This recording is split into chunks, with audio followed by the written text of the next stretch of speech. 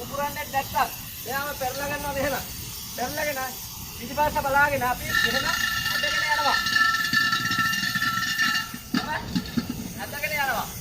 ඒත් නැත්තම් අපිට මෙයාව උස්ස ගන්නවා.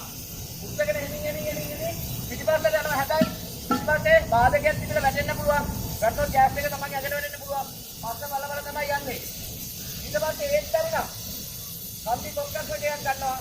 අරගෙන මේකට දාලා ඈත ඉඳලා අදිනවා. ඈත එක හිම හරාවෙන්න කියලා උඩක් නැහැ.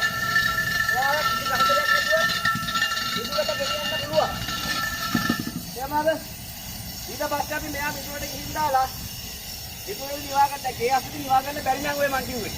ඊට පස්සේ මිදුවට ගිහින් දාලා මෙයාව නිවා ගන්නවා. නිවාගෙන තමයි ගෑස් එක දෙක් කරන්න පටන් ගන්නේ. හරිද?